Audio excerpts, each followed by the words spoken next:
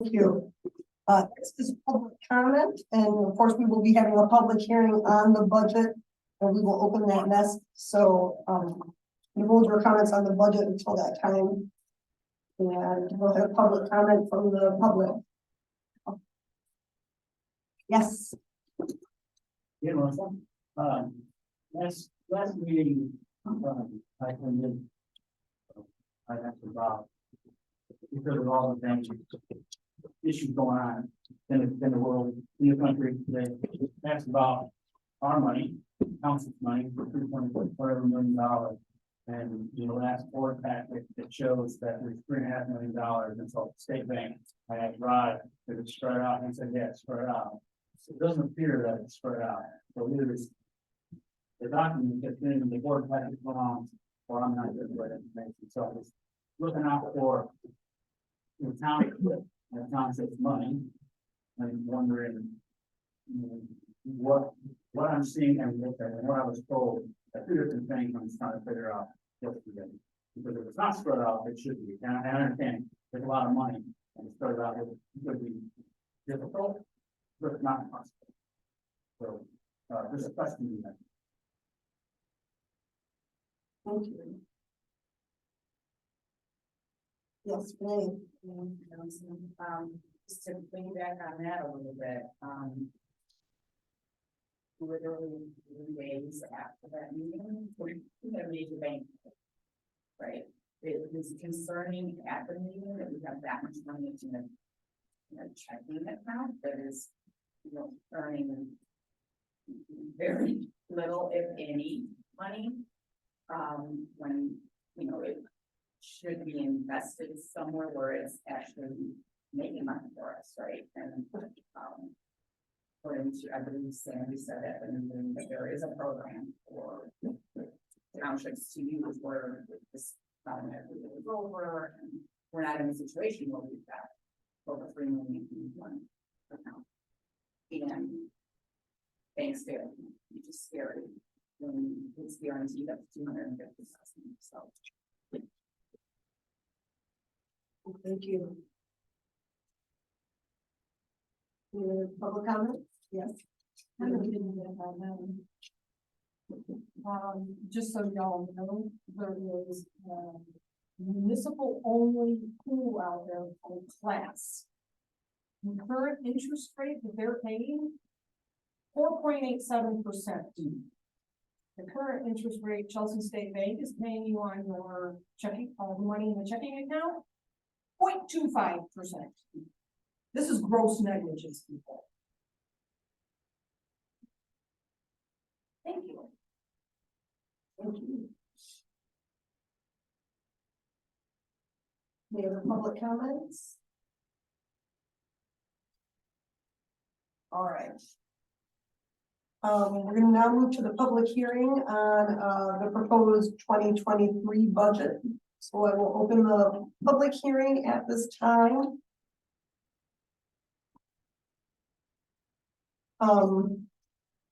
There's no comments right now. I want to talk a little bit. So the board, we met a couple times, discussed went over every line item. We had a wish list of items for the water department that we incorporated into our budget. That wish list came up to about $250,000 of items. So we incorporated that into our budget, but then our bottom line was about $250,000 in the negative. And we would like to pass, or I think I would like to, I don't want to speak for the whole board, a more balanced budget than that, without the $250,000 going to the water fund. The township has revenues in excess of expenditures of about $2,500.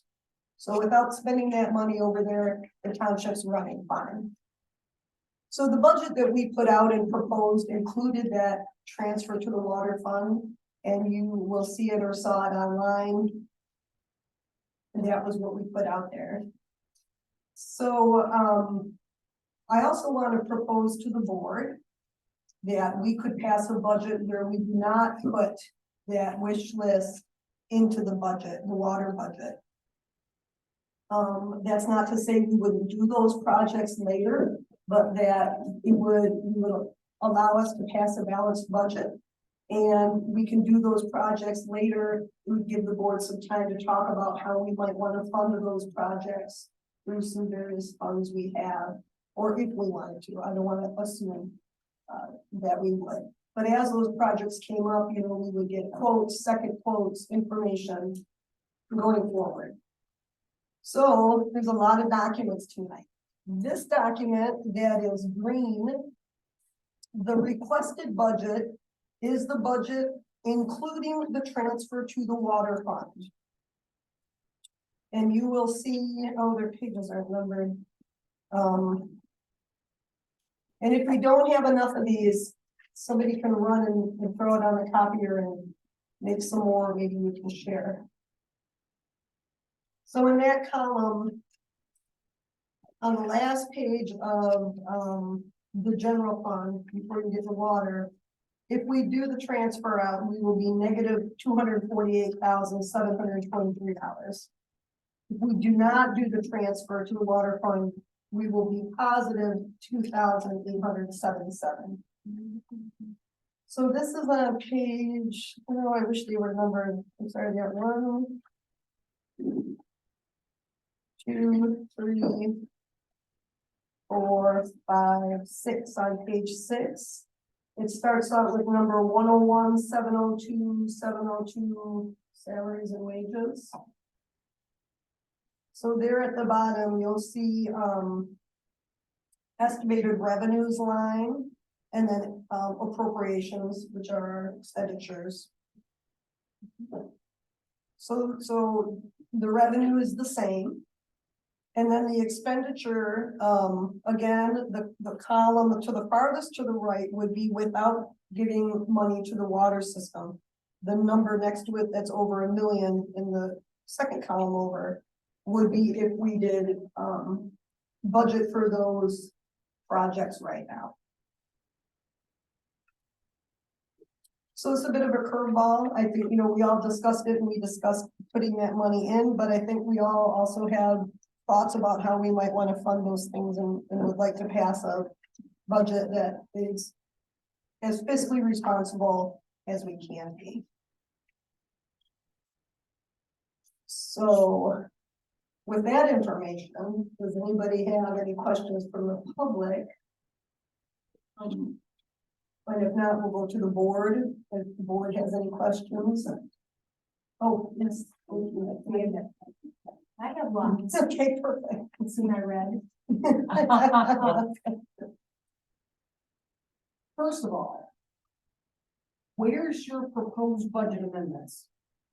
Because you have to pass those as well. You know what, and that's, and again, so that was information that just came to me today. I think in the past, we've done them again, like in April, in which I think you informed us last time, passing the budget is not something you can do. So I can't rely on past practices, but I'm letting you know that's the way we've done it in the past. We have next week. If we're required to do budget amendments before the end of the year, and it sounds like we are, we could have a quick meeting next week to do those things. I know, invoices will continue to come in, so we'll do the other budget amendments after, right? Because invoices would come in. I know we just ordered a bunch of office supplies. How do we account for office supplies that were purchased this month where there wasn't any invoice to?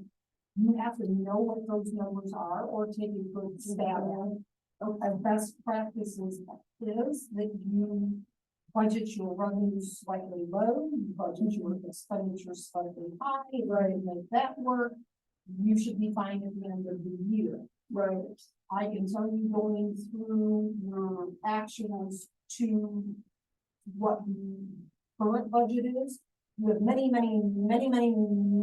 accounts that are either new, so there was no budget, or are over budget.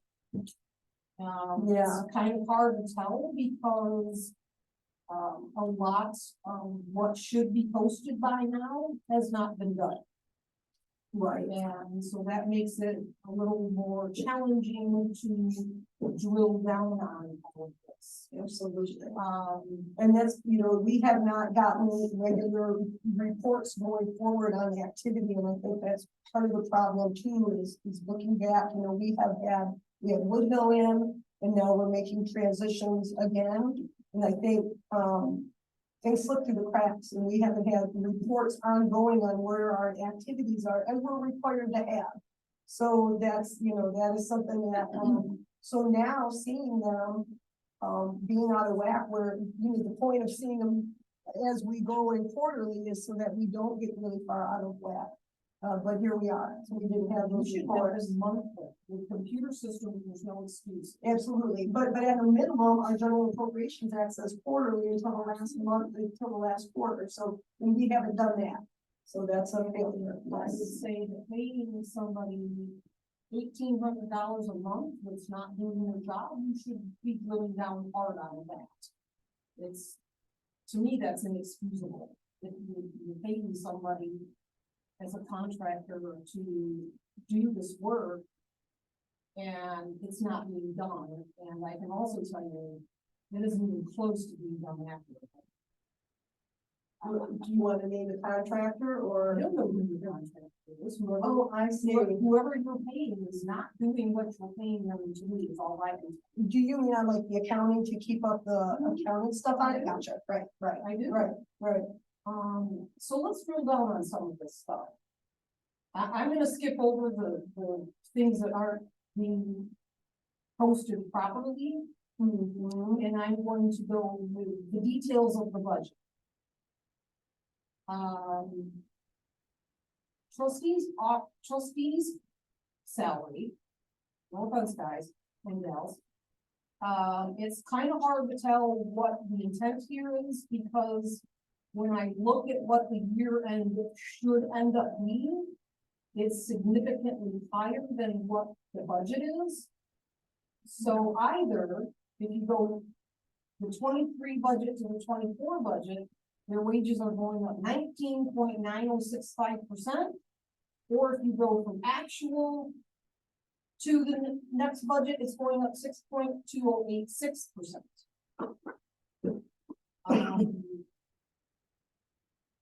Supervisor, treasurer, assessor, deputy services for the assessing, and a few others are all going up 8.7%.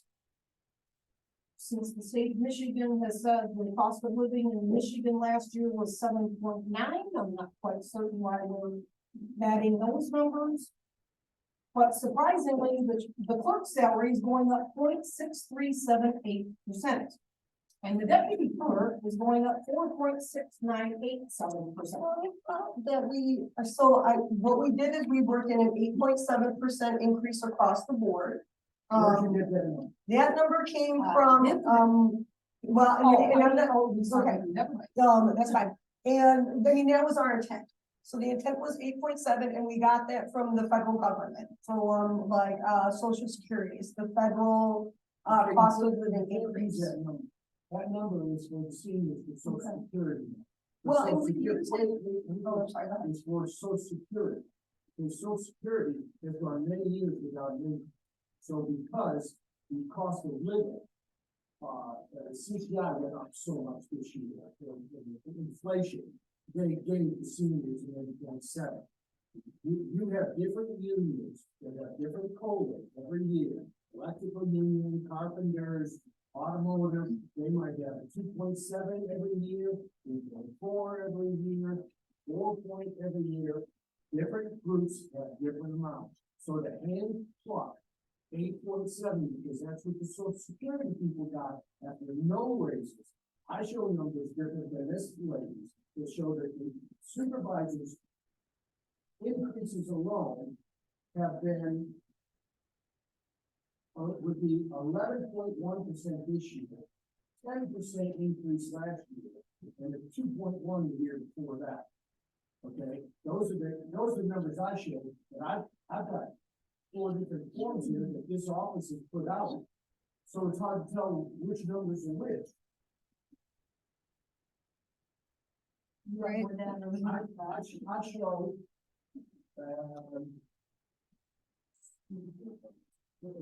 All right, so, I show it 2021 at 27,550. no, And I show it 28,136, and last year 31,050. no, think that was correct. Well, those are from your, you're not being personal, those are from this township documents that you have out, okay? Or that are on the website, and then speaking of the website, when you go to the website and look for budget reports, there are only 2 or 3 years on there, and they are supposed to have all the budget reports for the last 10, 15 years on it. To be able to,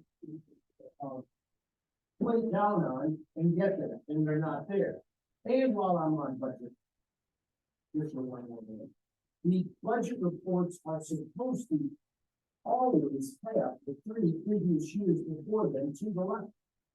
So that the public can see how much has changed.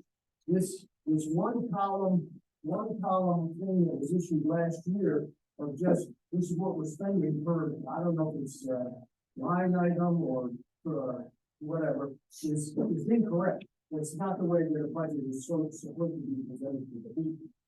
And this is for 4/1/19 to 3/31/20. Section 2.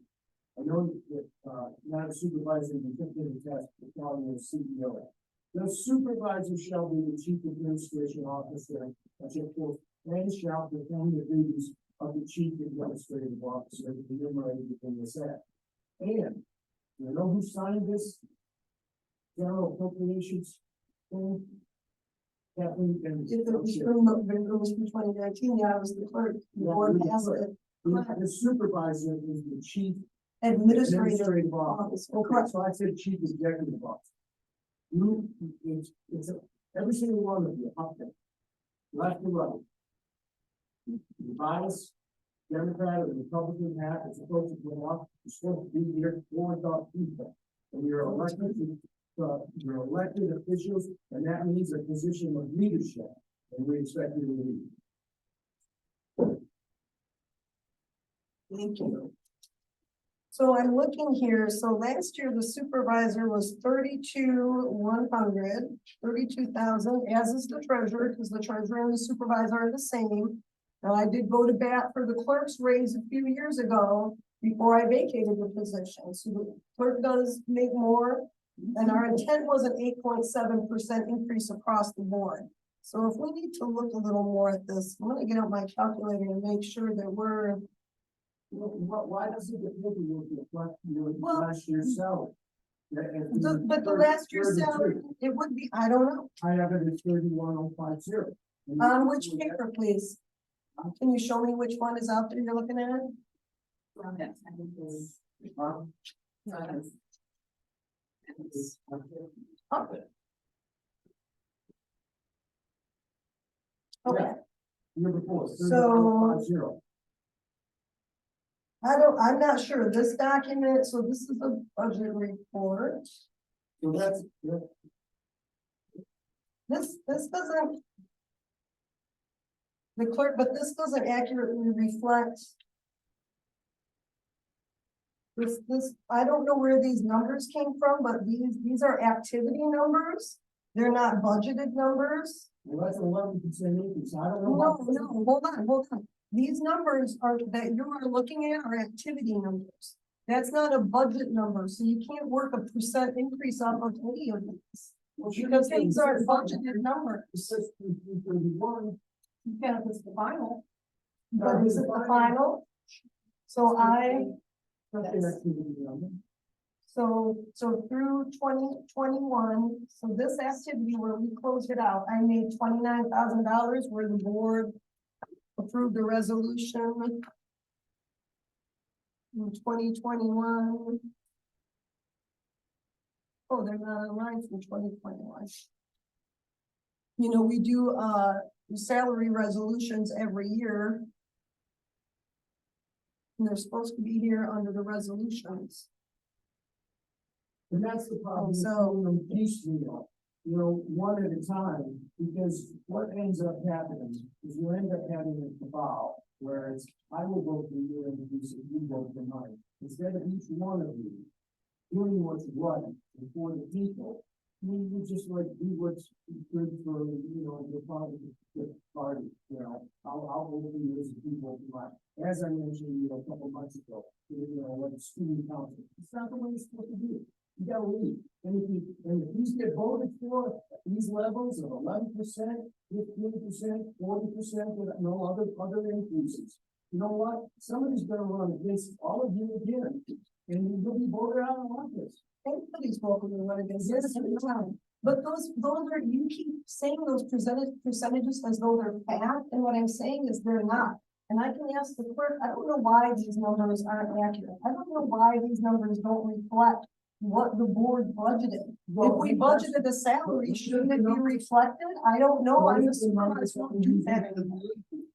You tell me. But If I'm you sorry, say say they're again. Incorrect. If you're incorrect numbers, then you should suspend this whole thing. I didn't put that out, so I You should apologize that it's out there. I don't It's even your know. statutory duty. I have the budget. I have the budget. Well, then those numbers should be correct. And they should be, and so I don't know this other document that people are looking at. I think you should suspend all these. It's confusing, and so the other thing is, we are up here doing something for Polly, we're dictated, for party, we're dictated to pass these resolutions for officer salary. It's part of the law, so Well, we're it not is. doing them individually, yes, it is, and we, It does not that's mandate my increase. understanding. It does not mandate increase. It does not mandate increases every year, but what we're saying is, we need to do these individually. So according As to part of the, our resolutions. So if you want to take the board to task for considering an 8.7, we can be taken to task for that. That is what has been considered. on top of So- 7% or 11%. No, last year, no, I don't know, last year. Something's been nowhere to get the screw. He's been at the low end of the total bill longer than anybody. The supervisor position was, that you wouldn't let me apply for a increase in pay. You said the supervisor had the least amount to do of any office. No, Well- those are your issues. And now, having voted for the clerks when you were in the position, you now, having won the supervisor position, want to recoup it, because otherwise you just want a job at a lesser pay. No, it's 8.7 across the board for everybody. It And it's should be elected 8.7. people, and it's. That is something different, but I wanted to spell this myth that someone here is voting along party lines or that someone else is getting more. It's across the board, 8.7 for board members, for staff, for everyone is what we propose. Now, this document, I don't know, but I can show you, and I can tell you that there's been a real accounting blip here between Woodhill and Amanda taking over. You know, when Rick and I were here, we were doing the checks, things were fine. Woodhill came in, it was a humongous blip. And they took all that stuff out of the clerk's office. The accountant was gonna do a lot of the accounting, and it's been a nightmare. We're bringing it back into the clerk's office where it should belong in the first place. It never should have been taken out of there, but there's trouble, and Amanda can speak to that. She's had trouble getting in contact with the accountant and getting the information to be current and correct. Well, you just said that the numbers are not complete. So why are we dealing with incomplete numbers that are all across the board when you're talking about the increases in pay for people? But, You should get the numbers Scott, correct. Scott, the they are numbers complete. are. In They this are. budget that we're proposing though, these are, they are. It It isn't is showing numbers are activity. proposed, But I'm talking about the numbers from, where am I getting the other two numbers that are off? well, They're not- the budget or the report I ran was the 2021-2022 activity. This is what I was trying to give Well, the it said- history. It shows. So that, if it goes to 2021-2022, that should be the total. And I don't know, I mean, that should be the total, Yes, but it's it- like, yes, but it that is. seems very strange because that doesn't match what we approved for the elected officials. So we fell short of compensating what we budgeted for the elected officials. And again, so I don't know. I don't know either. and that's 2021, where there was a it's- big changeover, so. I don't know. Exactly, there was a big changeover, and so, but I think, you know. But it's not that it's we're not presenting something incomplete. Right, No, The- compared to these- the other documents, the other that are here, like Robin just said, my, That- this shows 31,050 for the previous year at 29,592. Those are increases every year, and now 8.7. And speaking of Rick. You waited till after the election, and then you got yourself a deputy and hired him at $5,444. To do what? Those are duties you should be doing. So you got a deputy, so you could do less. So why do you deserve more money this year? But you'll notice if we looked and if we had a report, there's been no monies, from the deputy supervisor. We did that, don't need one. Linden Township has a deputy supervisor So- that helps Pam, and I felt like we are larger than Linden Township, and that's for sure, and we have a lot more going on. We've We've got, been more efficient. so- That's the same, Hey. that's the same rationale you used when you gave yourself clerk numbers. You cherry the job, that raise, I never, picked the township that had a higher clerks and you went with that number. You're doing the same thing now with the No. deputy. no, That's 5,400. The deputies? What job, let's share this. What are the duties of the deputy supervisor right now? What is he tasked with? right now, he was going His to supervisor. be, I'm sorry, what's that? You're his supervisor, so what is he tasked with? Thank you. He is tasked with items that I would like him to work on. He was going to be helping me with the budget. He is going to get paid the same as other deputies in the office, which was raised to just over $20 or through this increase that we did. Again, across the board, everyone's the same. Amanda's deputy gets 16 hours a week because the clerk's job is a bigger job. Rod's deputy gets, I believe, that same amount. My deputy is 6 hours a week. And I have not even used probably 8 hours of that time. In fact, we used my deputy salary time to pay for the team building exercise that we were going to do. Because I knew that I wasn't gonna be using that money. But it's nice to have it budgeted, and I think it's completely fair for me to have an assistant if I need an assistant. And that money is budgeted for that reason.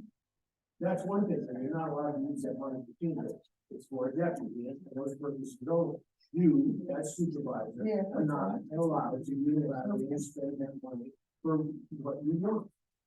That's the point, that's what the purpose is here in this appropriation act. It says it names the appropriation person, which is the clerk, that says if the money is not being spent properly, you gotta go figure out how to approve it, get it approved, find the money, or lose the money. You are not allowed to arbitrarily, unilaterally do that on your own. I did not do that unilaterally on my own, it was a board So you're decision. not allowed to. And the do it, manager period. just showed me that it's $279 so far to the deputy. which surprises Let me me. read this. The board can't spend that money for something except for what it is budgeted for. You can't take money and say, well, we're not using it, so let's do it. You gotta come to this meeting on the first of the month, and you gotta say, hey, we've gotta have team building, where do we get the money? Oh, let's take it from my deputy. I believe we did That's how that. you do it. I believe that we did that. And if we look at the minutes will reflect that's what we did. I don't think the budget, Well, we haven't done the budget resolutions yet to take care of those items. Right, So- so budget usually only gets done 1 or 2 months a year, we've got $5,400 for a deputy officer who's supposedly gonna be working all year or 6 hours a week, no, so you can't. Well, and also in the budget, this gives me an opportunity to mention to people that the General Appropriations Act also says that the budget is not a mandate to spend. Just because we budget money does not mean that I'm gonna burn through all of that money. We're gonna be fiscally responsible as we always are. And you know, that doesn't mean that money's budgeted, it's spent. So I just wanna point that out as well. Because we may not be using nearly any of that money for him, but that's what we budgeted. That's a point I've made to you, this board, not you specifically, the board, every year since 16, when I suggested a Parks and Recreation board. Oh, we couldn't do it. What is what the board said, because we didn't have the money. And I said, we only have to allocate the money to get the state to allow us to bid on grants. But no, for 7 years, you haven't even allocated money for a Parks and Rec board. Yet, what is ahead for Chelsea? Working with the B2B trails through the Parks and Rec and to the state getting more grants that we aren't allowed to apply for, because we don't have a department. Not only with banking, this office giving away money, when we are not chasing money that is low hanging fruit that we should be able to get. I'd be happy to have that debate with him, but. Back to the actual budget. You have not budgeted anything for your continuing disclosure. Which you have, you're posting it in 101-223-809 bond maintenance. Required to do continuing disclosure every year. So. And I'm free, no, we didn't, but I was told when we refinanced or refunded, I'm sorry, the appropriate word is refunded, not refinanced. When we refunded the bond, recently for 4 years for 4 million, that was no longer gonna be a requirement of that. So then we don't have to budget $750 anymore for that. And I can forward you the information. I know you know your stuff, so if you want, okay, all right. very good. I'm not really, I'll take you for it.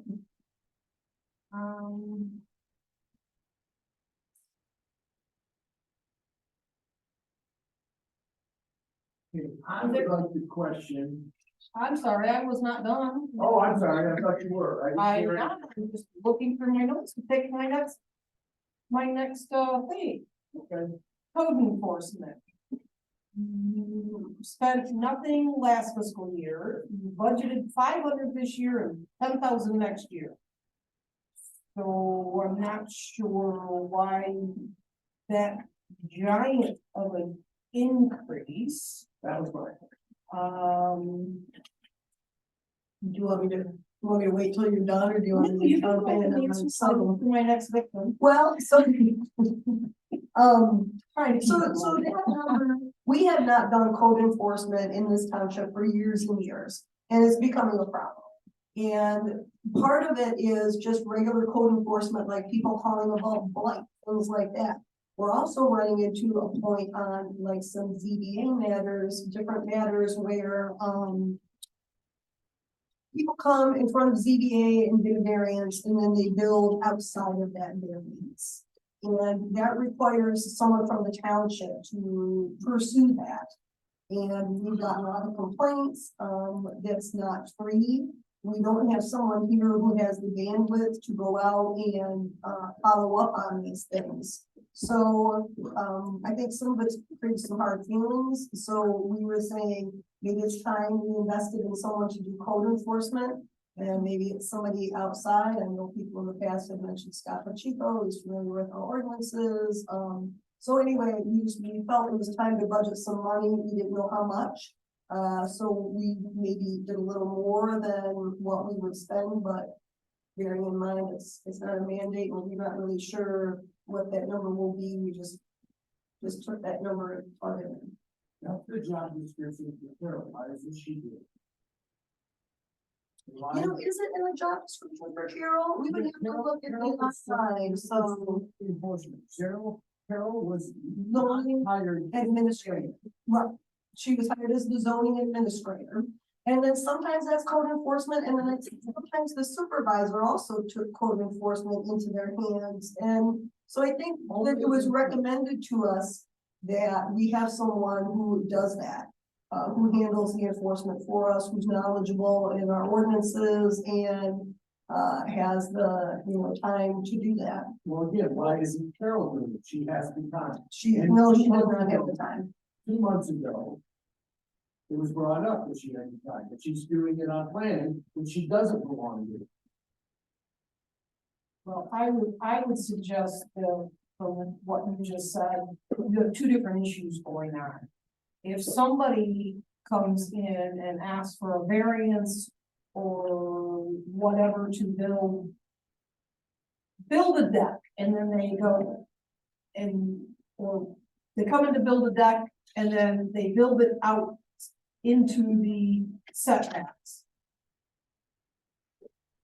You shouldn't be giving final certificate of occupancy until they've gone out and inspected to make sure they have properly built. So that's not code enforcement, that's part of the the building and the zoning and all of that. And the building goes through Process. CACA, and when I talked to the building official, he said, we're not gonna go out and do this enforcement if somebody got a ZBA variance so they could build their house bigger within the setbacks, and then they took a little extra.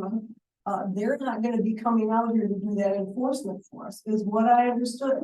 And we've been talking about this with the Chelsea Area Construction Agency. There's a blip in communication. We need to make sure we're always communicating with them and they're communicating with us. So they shouldn't be giving So- the final occupancy until this township signs off, Right. But who's gonna- saying that, I'm sorry, that's who's ever. It's Carol. the zoning administrator to If go she's out the- and to if say, she's the one approving these plans and saying. That's her job. but to she's follow not the approving, CPA is approving a variance. So, I mean, is it the same? So because you don't have to be a surveyor to go out. But some of these encroachments and things, like are pretty small amount. It doesn't have to be more than a foot to be really outside of, on those small lots. So, we can, we're kind of talking right now about job descriptions and Carol's in particular, but, that, is she qualified to go out and to, to measure it within 6 inches or, other things? I don't know. Maybe the answer is yes, and the board can She's can supposed to, decide. she's supposed to be according to the duties that she's doing the planning that requires that expertise.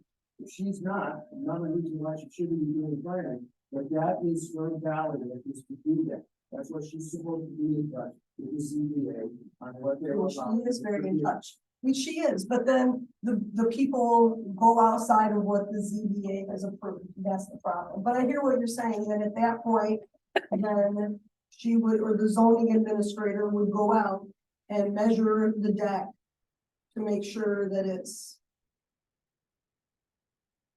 compliant with what the ZBA has approved. And if it's not, Can somebody please tell me what's under planning, salaries as allocated to trust and agency so is, and why it's a negative number? this is always, and again, I'm gonna, if you know more than us, I'm just gonna tell you, this is the way we have always done it. So we're charging for planning services. Almost all of those planning services are attributed to a trust and agency account. It's Westchester. Someone's looking at planning and Westchester is going to pay for it. So the negative is the money that's coming back to the general fund from the trust and agency. So there has been a little bit of things in the past. I can tell you right now, I'm sorry, I'm sorry. That's okay. But you're doing that whole thing wrong, that those are no longer allowed to be in trust and agency. All of that has to come into the general fund. It's revenue and expenditures. But if it's an escrow fund that we're holding It's not an for, escrow. You may be taking a deposit, but you are legally required to report all of that money that you're taking for this kind of stuff as Mhm. revenue. And then the expenditure is the interesting. expenditure. Because our, It's an offset. yeah, but our It's auditors not- have always told us that what goes into the general fund is Sylvan Township money, but those aren't our monies. We're holding those monies, so they sit in a different fund because they're not township monies. They're monies we're holding. Ask him about. I'm not gonna remember the Gatsby number. It's a That's Gatsby okay. 80 something. Okay, I can tell you, you shoot me an email or something, yeah, yeah. it has to come in because. Even in your tax fund and your true trust and agency fund, Uh-huh. you have to report all of the, like in tax, you have to report all of the money you collect on behalf of all the units as revenue. And all of the money you give to the units Mhm. as an expenditure. That's a GASB change, Okay. and so, Okay, this is not. that's not the way that it's done, okay.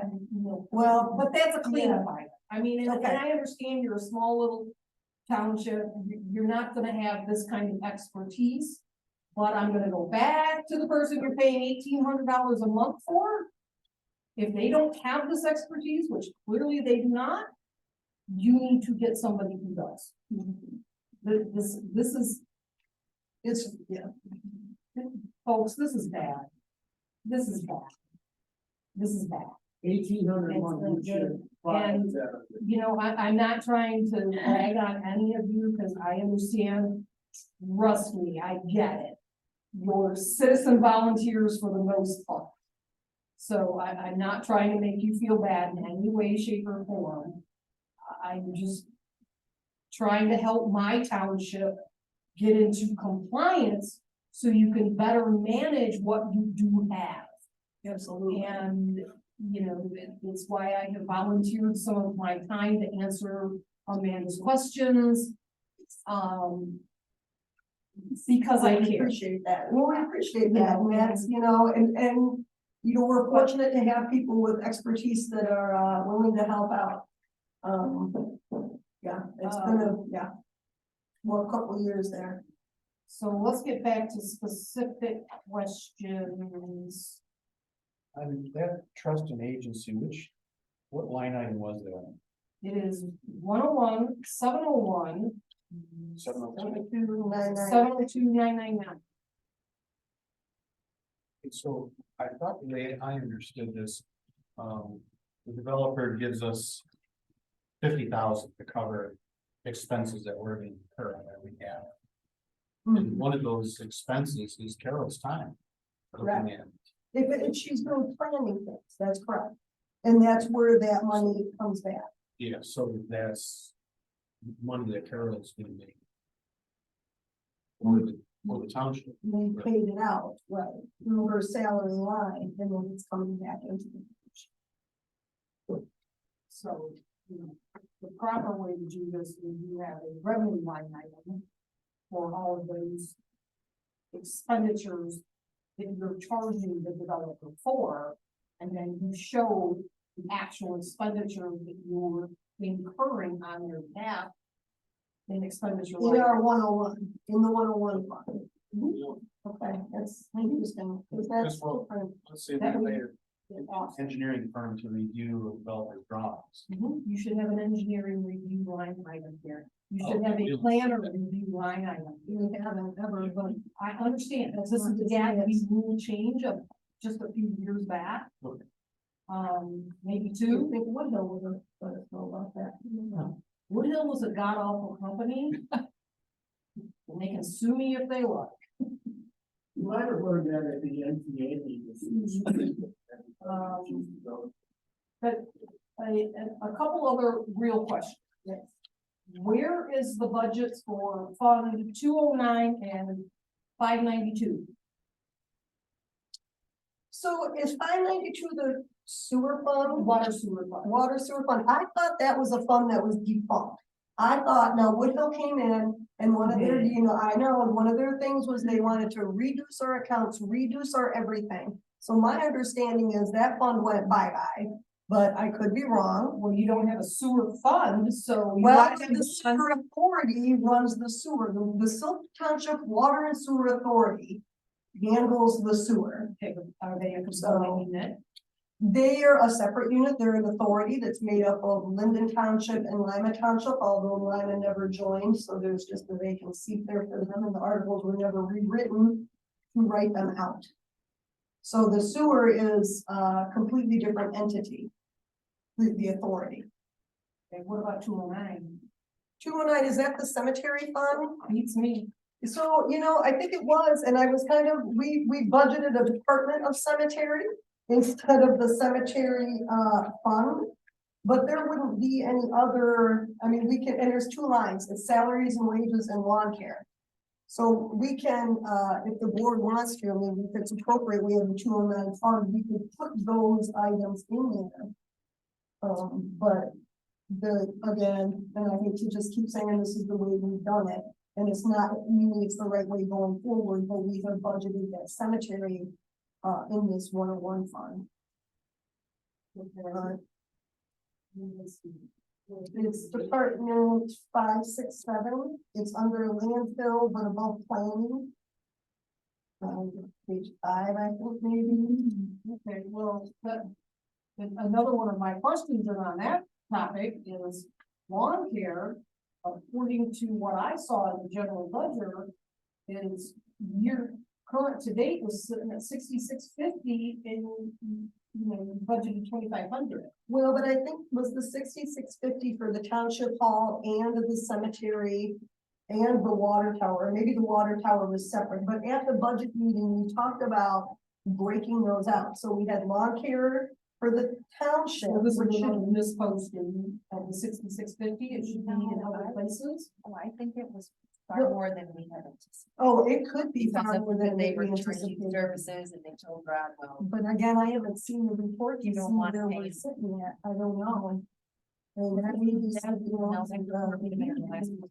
oh, it depends why I'm like, the latest, and they have not sent any money. for this.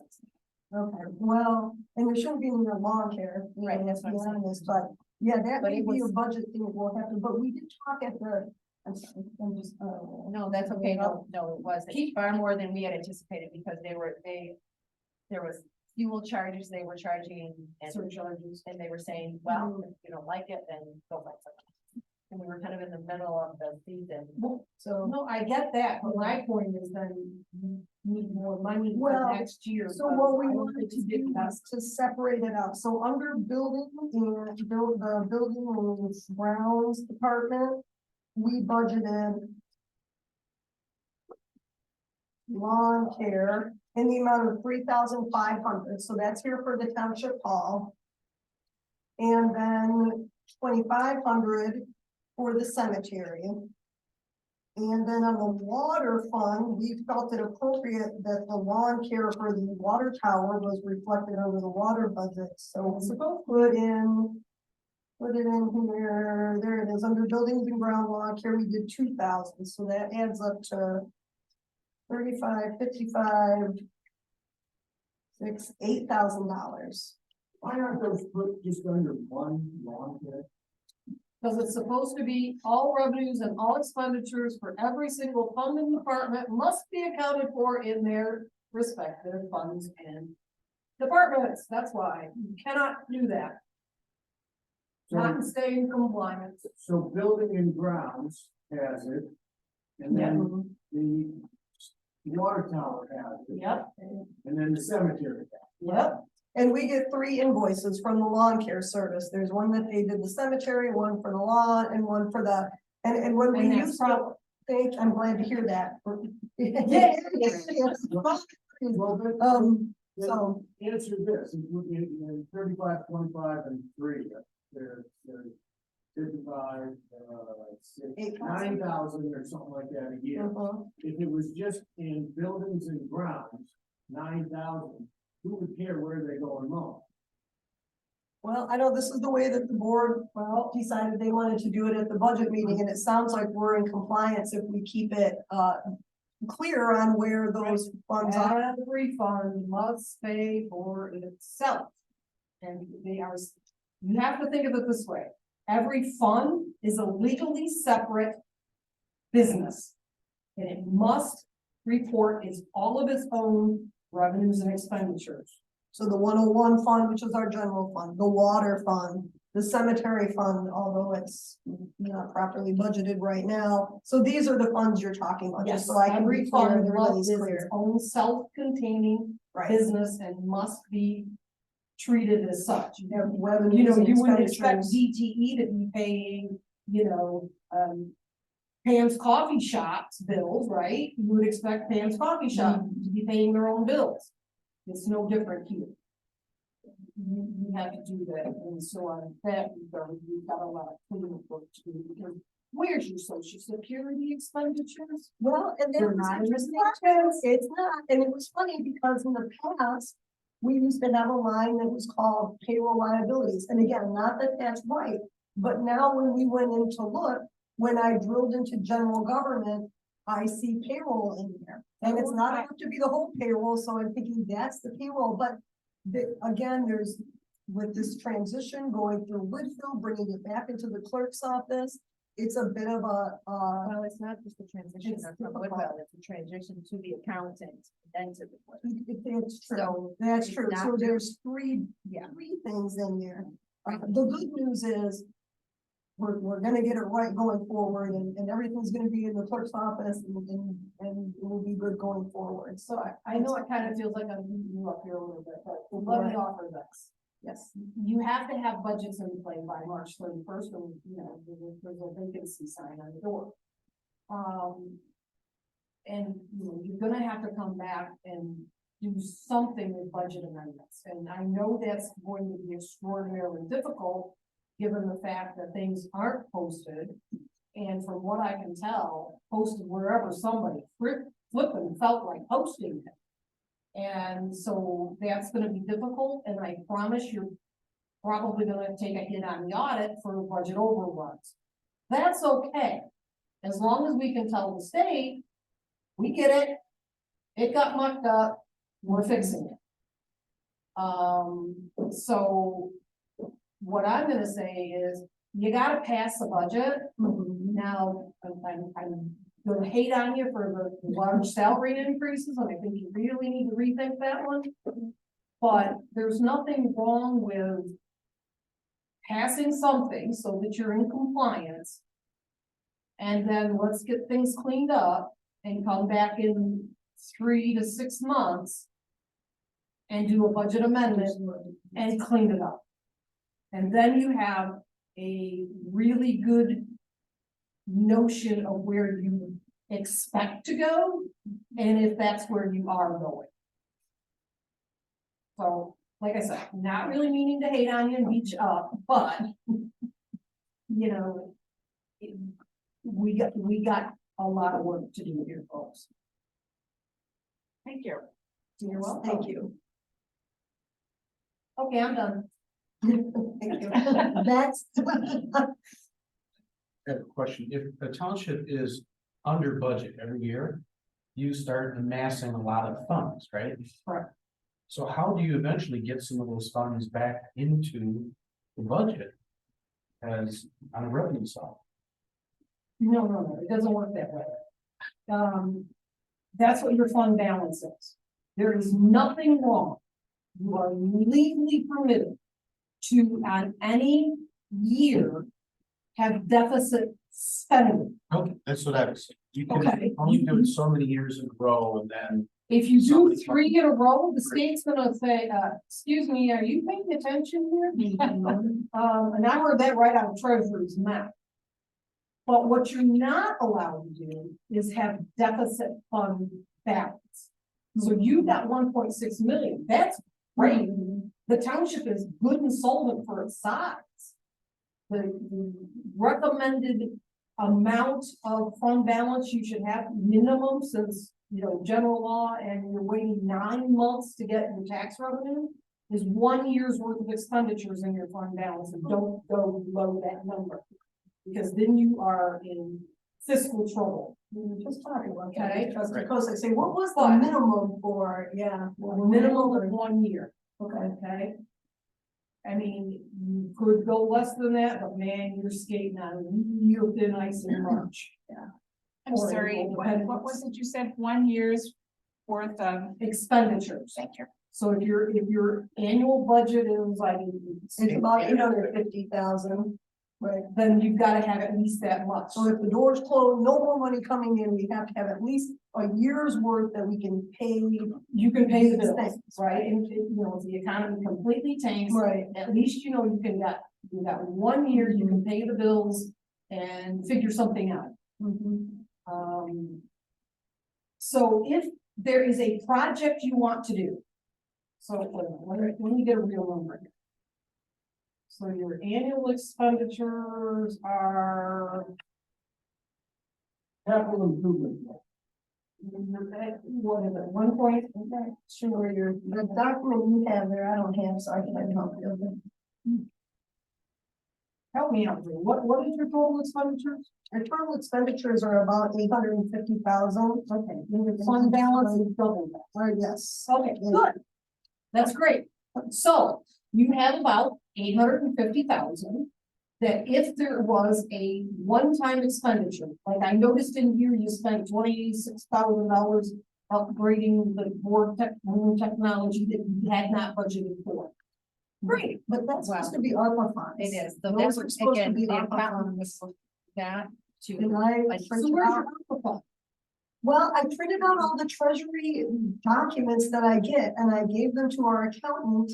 So she could help us comply with the treasury's guidance on ARPA funds. But it's not part of our budget It's process. not, it is not part of the It general, But maybe, well, we need to say do it it needs this to be. year, but that should not have come out of the 101 fund. Well, that's concerning to. Actually, it should. And what we need in here is a grant, a federal grant revenue line item Mhm. that matches that expenditure. Okay, Because at the moment, your ARPA money should be sitting in an ARPA fund. right, And then when you decide where you're spending it Right. on, then it becomes grant revenue in that fund okay, to offset those expenditures in that fund. Okay. As I said, yeah, all revenue, all expenditures must be in the fund that is actually using. yeah, they take, right, which is, right, okay, that's, So until you actually spend it, it stays in deferred revenue. okay. So with So the- ARPA, have they given us the money? We've gotten half, I know, I think I'll check to see if we've gotten the other half. You should have had those happen by now. I'll double check. Yeah, I'll double check. And then whatever we don't spend, we write a check back to them for the. We'll spend it.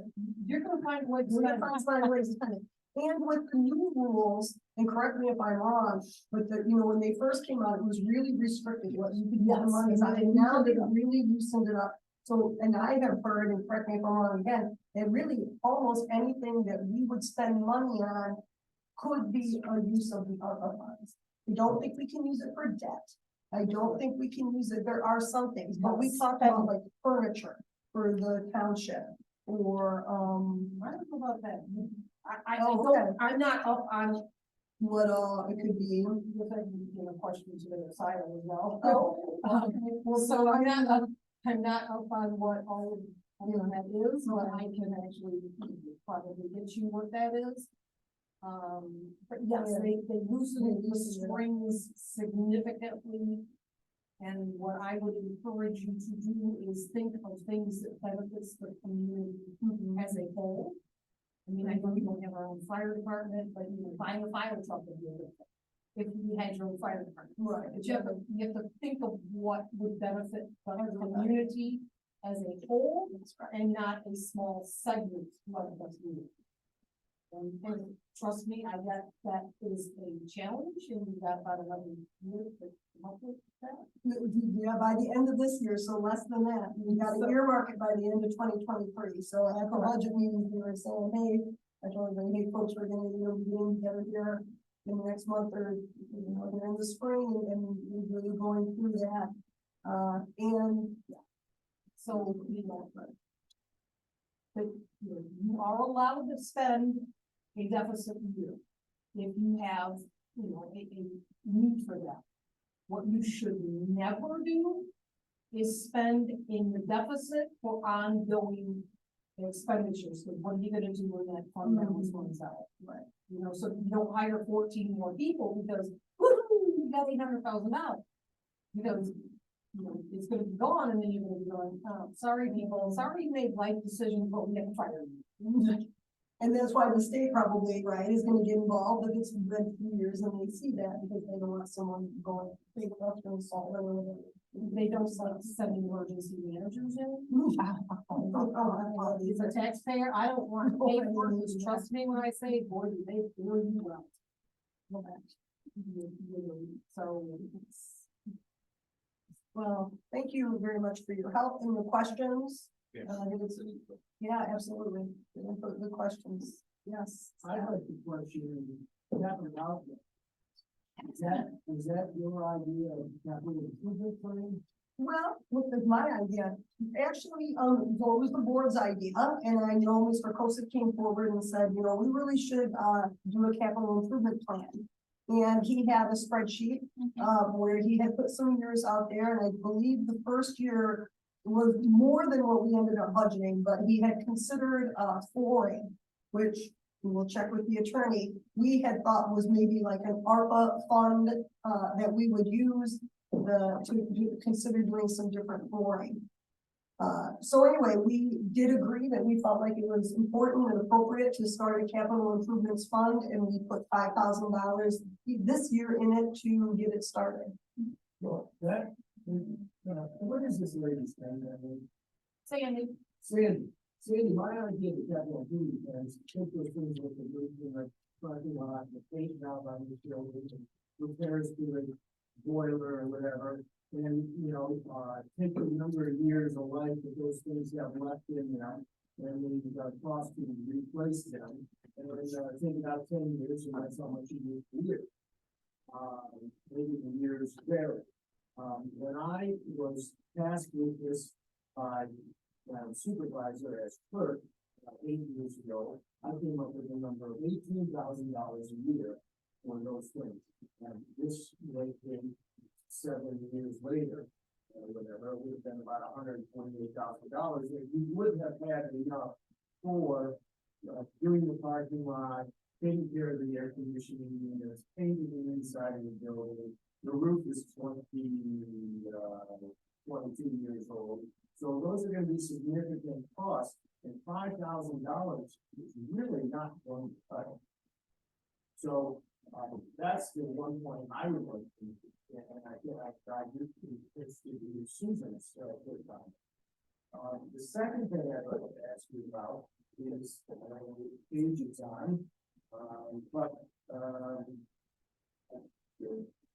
in this green thing, under, I think, general labor, where you had the federal government, when you had the wages for $10,000 for code enforcement, up above that, there was a deputy at $5,000, but prior to that, potential office manager, $42,000. Now, what in the hell do we need to add?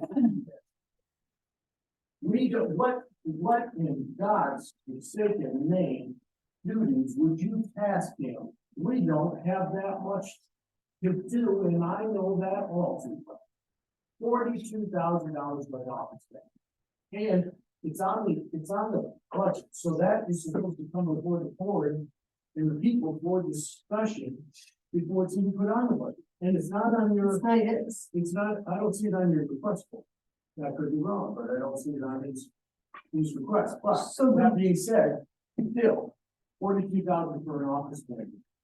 So what we had talked about, was having, someone who would be an office manager who would be here, perhaps more hours.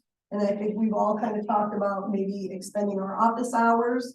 I don't believe that our current person is gonna want to do more. And again, this is not a mandate to spend. I want everyone to realize that. But we were talking about, we are operating as though we're Sylvan Township 20 years ago. We're not Sylvan Township 20 years, but we're not even Sylvan Township 10 years ago. We have a lot of things going. There's a lot of things going on. We could benefit from having someone like Linden Township has an office manager who is there 9 to 2, 9 to 3. She can take documents. She knows where things go. She does a lot of things. Their office manager does the minutes for the board and planning commissions. There's a lot of things that person does. That's Well, it is, but it's not. Also, there's a lot of other things that we need. Susan has enough that keeps her busy doing, quotes, getting things. We're only open 12 hours a week. So it's not a ton of time. So I had suggested that we budget for it. I think I budgeted $27, which is what Linden Township pays theirs. And I figured, I believe 20 hours a week. So this was just, I didn't pluck a number. I had a way that I arrived at it. I proposed it to the board as an idea that we would want to consider this year in Norfolk budget. But again, it's not a mandate to spend. We also wanted to reflect Susan. We wanted to reflect the floater position. And then How would you increase your office hours, or increase your pay, and not increase the number of hours that you all are committed to doing? Well, we are committed to being in here to do our jobs, right? Like, that's, I mean, Amanda's here more than 12 hours a week, Rod is here more than 12 hours a week. Well, then. How many hours are we, The office should be open then automatically, you won't have to open them anymore. well, but then we have to pay hourly people to be here, correct? That seems redundant. No, but we would still have to pay hourly people to be here. You know, that even though I am here, it doesn't mean that I'm gonna be here and be able to pop up and take documents for the assessor or something. So we would have someone here who would be able to do that job. So you're talking about extending the office hours from 9 to 1 on Monday? What is it? Monday? We haven't gotten into those details yet. Again, the budget, it's a living document and it's not a mandate to spend. So we're considering all of the things that are coming up this year. And it cuts So- out doors. You know, if we're thinking about it, I think it's fiscally responsible for us to consider those expenditures right now. And I'd rather over than under, because if there's a transition and we get this office manager and Susan leaves and we budgeted for both of them, all the better for us. But I'd rather do that than be in a situation where we make a change, now we've exceeded what we budgeted. I think it's better fiscal policy for us to be doing. Well, I'm gonna agree with you on that score. I don't know that I necessarily think that is of the idea of hiring somebody to have expanded office hours. I mean, 90 could be a little difficult for people to get to. As far as your capital improvement idea. You don't transfer that money out for a separate fund. Sorry to tell you. You should have a capital improvement plan. I'll give Scott credit for that one. Yes, you absolutely should. And I would argue the fact that you are adding to your fund balance and that you have it up as high as that you do, that you are anticipating that there are going to be years that, you know, we're gonna spend 50,000 and put a roof on the building or however much for the flooring or what, and those would be the years that you would most likely spend more than what you take in, because you've been saving for that, right? It's no different than your personal Through checkbook. the general, right, through the You know, general. fund, if you those know you monies gotta would buy be a there. new car, or, you know, you're gonna have to put a roof on your own house. You're going to save money up, and then, you know, one year you're gonna spend way more than you take in, because I just did this, so I understand the concept. The furnace went out or because the water went. So, Right.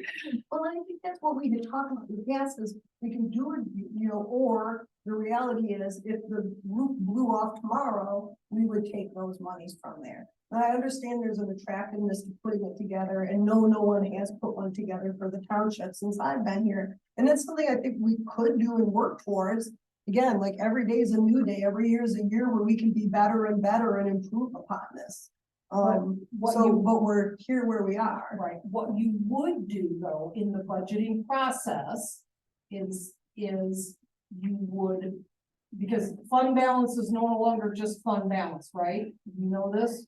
That there's 5 No. different kinds of fund balances. It's not, you have more. PSB is a devilish little committee, but yes, there's 5 different kinds of fund balances now.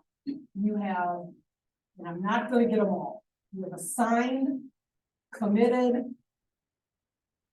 Oh Lord have mercy. Oh, but that's just. There's 5 different ones in varying degrees of importance. So if you have a year that you budget more than you're taking in, your expenditures are more, you have an automatic assignment of fund balance, because you're saying we're going to spend this money. But the board can commit, or I can't come up with the word, whatever the terms are. You all can decide, basically, and what you're saying is, we're setting aside this money for this for this purpose. And then when, that way it's out. It's out of your unassigned, that's the fifth category, so unassigned is. It has no earmarkings, it's just there. Okay. For whatever purpose we deem it, or we're just saving it for our rainy day, or because we don't collect our money for 9 months into the fiscal year. So you can set aside in one of these other fund balance categories by board action for what you're trying to do. Susan, that's why we. It's Sandy, by the way. Oh, Sandy, that's Sandy, I'm sorry. That's why we went with the capital improvement plan for those items that I talked about, because yes, with more money in the general fund, they could go and make appropriations on a month by month basis when they needed something like a air conditioning unit. What we have been faced with is on any given month when that happened, the board would not be on the same page as far as making the expense. Can we get the money? It's not in the budget this year. What are we gonna do? And we subjected ourselves to 45 minutes of discussion between the board of, can they do it? Do they have the money? Can they move the money? Well, we need the money, we can't vote on it now.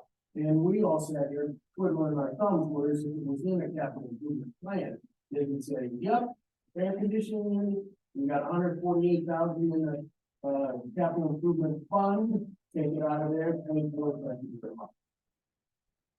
But again, you don't do that with a fund, you do that with a fund balance designation. Fund balance, yeah, well, whatever it is, but that's, But, you know, the reality is, this is small town America being run by citizen volunteers, which is what our founding fathers and, you know, they're getting, You know- good money, they're not volunteers. they're getting compensated for the volunteering their time. You know, that's semantics as far as I'm concerned, because anybody really should be paid for their time, as long as they're not being overly paid, and I don't really think that they are. I would say they're being fairly paid, but I wouldn't say they're being overly paid. But you know, I'm not gonna argue that point. I worked in government too long, and I got more horror stories than you want to have time for myself for that matter. But they're still, they're not trained professionals, right? They're not, did any of you have an accounting degree? No. Okay, so they're not trained professionals, but that's where they need to rely on trained professionals. And unfortunately, there has been some bad decisions, and we all make them in life. It's no shame in that. The only shame is not correcting the bad decisions, and that's what you've got to do.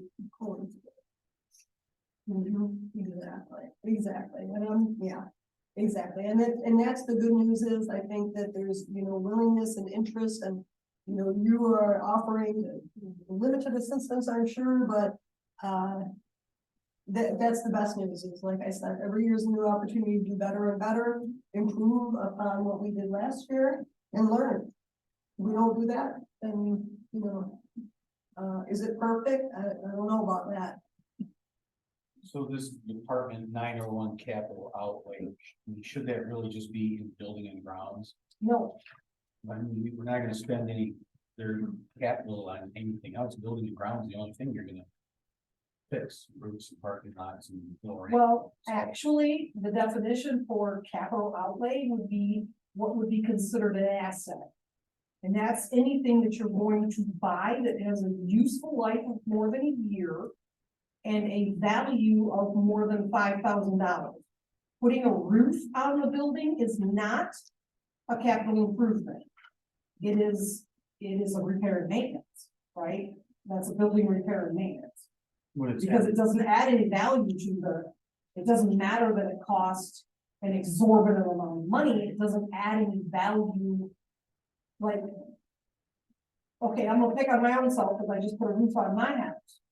I don't expect the assessor to come out and say, well, you just put a roof on your house, there goes your assessment. Yeah. Because it's a repair and a maintenance, it's not a capital improvement. Not like you put an addition, you move Correct. a major footprint. Correct. Okay, That does not mean you shouldn't have a capital plan for large expenditures, even if they're not capital.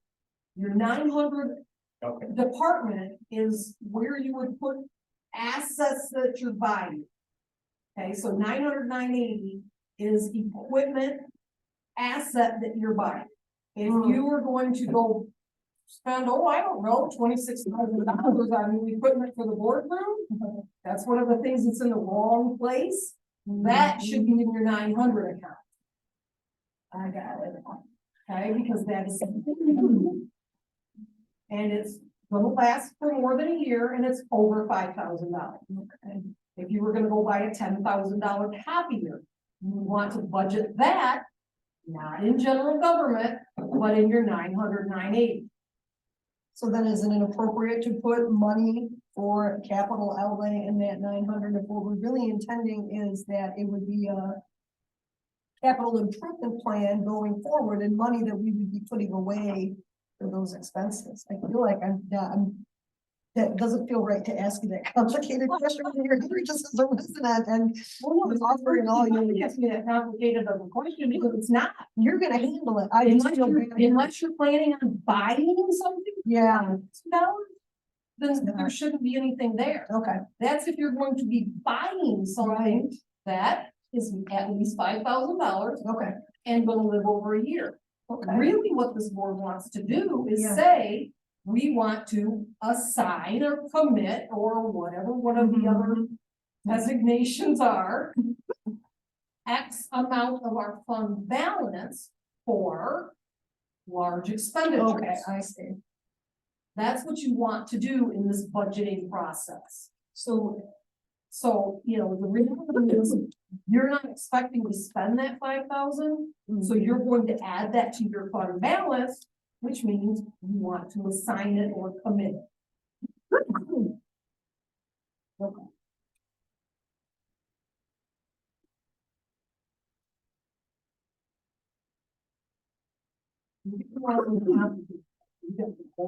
Well, I know you can answer any complicated question, I just started to feel like I'm asking you $50 questions for free here because we happen to be here, but thank you for doing that. And I would have been at 9 o'clock, so. That's what we're tonight. Okay. What you said earlier was that what we should do is to pass the budget and then, Let's clean it up. Yeah. We can look to clean it up. thank you. You have to pass something. We got Got to it. pass them. And, I'm going to strongly encourage you to rethink the pay raise, because I think that might bring people out with the pitchforks, including myself. Man, I would have loved an 8.7% raise starting April 1. But there's nothing wrong with passing the budget. And then let's clean it up. And as she said, appropriation is not authorization. That's the term I'm really comfortable with.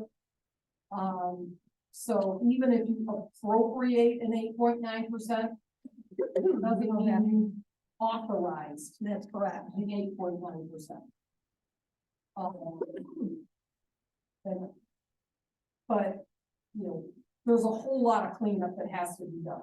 There's a whole lot of cleanup that has to be done. And, that's going to take some time, because, first of all, you have to figure out what you are supposed to be doing, what has been done, and then we can figure out on how to fix it. And that's just gonna take time. But. So do you have any suggestions about how we can clean this up? Well, Sure. I've asked her and we would consider hiring her to step in because she clearly has this expertise to look at, give us more guidance on what we need to do. And we're at this point right now as we're budgeting. And Mm-hmm. I know that we, you know, I don't know how we work that into what we're doing tonight, but I can't think of anyone better to help with, you know, these issues. I agree. Yeah, Yeah, irregardless of that, like I said, I have committed to helping Amanda get some of this done. It's a little difficult because I don't want to be a bull in the china shop and start telling y'all how to, you know, handle your business and, because you might be chasing me with the pitchforks. And, you know, not having the ability to ask some uncomfortable questions, which, you know, because frankly, when I was looking through the general ledger, I'm going, what the are they doing that for? And I don't necessarily know who the they are. I mean, it's obvious that we don't have a high level of expertise in this area. And so we really can use some help getting, obviously I'm not, but getting the format right, because once that's right, then we'll be able to better move forward. Absolutely. and I think part of the is the, to me, and maybe I'm wrong, I think the big problem is where things are getting paid out of. And where, because we set the budget and the budget was okay, but things are being, you know, these GL numbers, when we get an invoice in, they're paid out of a GL number. And some of them are being paid out of GLs where we didn't have any budget. Some things are going into like general government, like the payroll liabilities. Why is that? So I think the budget itself is, it's not perfect again, but it's not terrible. I think a lot of the blip has been in where things have been allocated, where they've gone. So that's gonna be a lot to figure out, but I want to assure everybody, I think like the budget part of it is okay. I think, and maybe I'm wrong, but I think what you saw, or what I see too, is just that things are not allocated. They're not going to the right GL line. Well, I think where my sense is from stepping in, is that at some point, and I don't know if it was Woodhill, you know, there were more GL codes, there was more itemization of how things were being paid. And my sense is that they said, you don't need to do that. Just, it was, things were getting grouped together more and more, and so that has shifted. And so being able to actually go back and add the right GL codes and make sure, so I think with the accountant, when, you know, Woodhill said, give this to the accountant to do, she probably did in some respects the best she could, because Woodhill had changed things so much, and she had to guess. Absolutely, which is why I said, I'm not trying to slam anybody who's doing anything. Right. I'm gonna give you the perfect example of what I see when I use some bad language I won't here. Tax distribution. Don't take offense. Our bond money that we're being, you know, gracious and paying. Comes in, is being distributed back out. Rod is receipting it into Fund 592. Then your accounting person is taking it out of 592 and putting it into 101, due back to water and sewer. So, like I said, I don't know. And you're telling me 592 is defunct. Well, So- once, but And Rod's cutting the check to the county treasurer.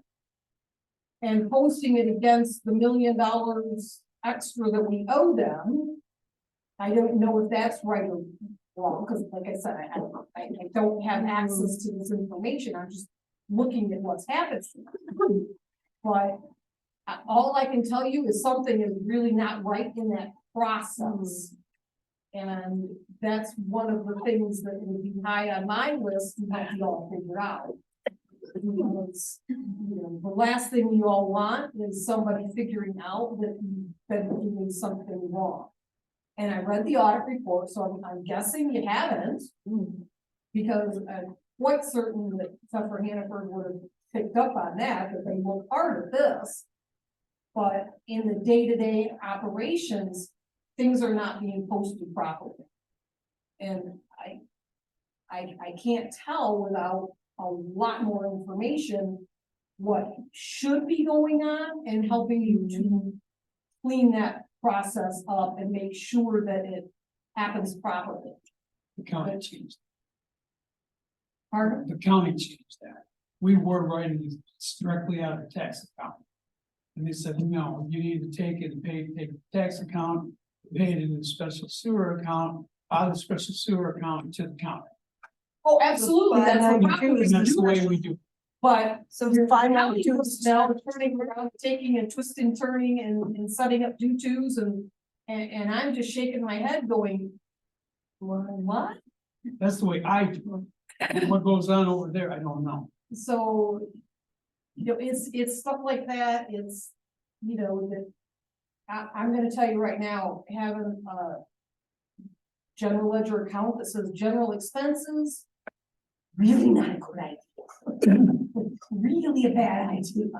And there's a lot in there, and that's the one that I looked at, and it was payroll liabilities. That Which was is where I how- knew that's you not were- that's where transparent. each one, what are they doing? Well, and it doesn't, exactly. It doesn't make sense, and that doesn't help us to be transparent to you when that's there, and it's, so yeah. And, you know, clean up. I asked Amanda some questions, she goes, why is our CPAs not answering this? And I think this will be a good answer that you all, everybody needs to hear. What CPAs look at is the total. Is. Are the books materially misstated?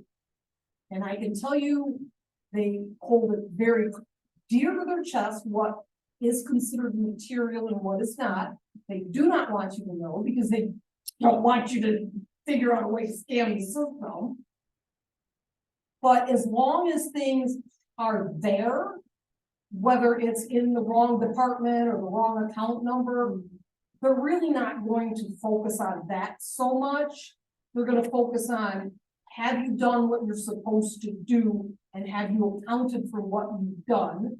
Is the money accounted for both incoming and outgoing?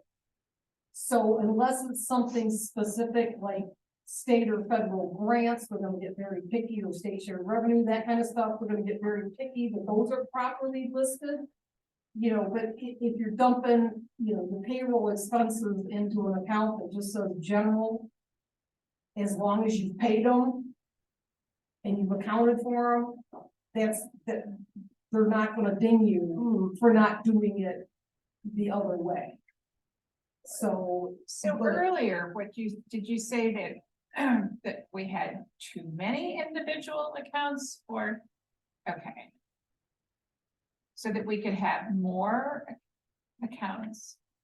So from a meeting that we had, a budget meeting a week or two ago, we were talking about how somebody had come in and just combined all sorts of accounts, and we found money in one of them that we didn't even know we had because of the general name of the account. And I thought, and I'm not an accountant ever, but then I thought that seems like a bad idea because you can lose money in there. Well, the problem is you're not being transparent as to what you're doing. Right? Transparent is the word. Right. You know, you want this document to be able to be picked up by any citizen and said, okay, well, the clerk, okay, we'll pay the clerk, we'll pay the deputy clerk, you know, she buys some office supplies, she pays for postage. You know, maybe a little bit of mileage, some education, okay, you know, that makes sense to me. What you don't want is somebody that knows how to read these things to pick it up and going, what in the hell is a general expense? That, to me, looks shady as the day is long. It's a big number. It's like 30,000. It's a big number. Exactly. I thought the exact thing. You know, and so that's like, we were, you know, so we brought it over, but again, I think that's part of that cleanup, right? It's like, why is It is that part of if the it's part payroll liabilities, then let's make it payroll liabilities. And I think one of the things Sandy's talking about is we heard, or someone said that the interest from our investments were going to the trust and agency fund or something, were shown as a revenue. So I don't know, that's a whole other thing, which we were like, shouldn't the interest on our investments be revenue to? I mean, we don't ever draw on trust and agency unless it's for a project, so if money's sitting in there, it's just gonna sit there, what, forever? It's been accumulating, so we're like, we have to ask the auditors or say, can we? Your trust and agency account is allowed to earn interest, Mm-hmm. but that is interest of the general fund. When that interest comes in, it was the proper accounting for that is you debit trust and agency cash, right? Because that's the fund that got the money, and you credit due to the general fund. So The that's how it general comes fund, and you over. say due from trust and agency, interest revenue. See, that's the step I think that's been missing or something, because we just, anyways. Yeah, Yes. yeah, so there's money sitting in there, it's a surprise, you know, and again, Right, we and wanna then, be transparent, but it's like. you know, typically once a year, you want to pay off your due tos and due froms. Okay, And so then you would just write a T&A check and deposit it into the general fund and relieve that receivable. okay, I like it. So, you know, there's a lot of little nuances and that it may be a little painful to get you cleaned up, but once you're cleaned up and you've got processes in play, your entire year is less than Scioto Township's 1 month. Yeah, I'm sure. Of activity. We're not that. Right, you know, I kill trees on a regular basis, stop them, cut them down and having a good time with it. So it's not like you have complicated stuff that you can't manage. You just don't have the expertise to get it set up so you can manage it. That's so helpful. Thank you. Well, I'm glad I said it right, because I wasn't quite certain how y'all were gonna take to my. Even I understood that. Good, then I did my job. Yes, It's been outlined that there's enough waivers that going forward, they're slowly negotiating to go, to come back and revisit this and get these accounts accurate, get them straight, so that it reflects what is actually being done. That being said, I think what should happen tonight, two things, that we freeze all accounts to last year's spending levels, including salaries.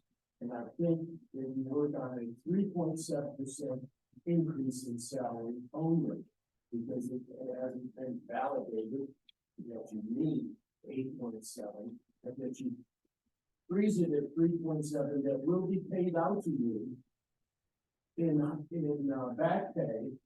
When Can't do it's- that, Well, cannot legally back pay an elected official. Well, then if you freeze all your accounts, because you don't know what you, according to the numbers I have, you get 3 different salary levels. And so you can't tell me what they're gonna take that 3.7% increase off of. there's an official, for everybody at the board here, there's a salary resolution from last year that's online. And that is what we're paying. So documents you have in front of you, I don't know, there's not 3 different levels that anybody was being paid. It's one pay, one level. That's what it is.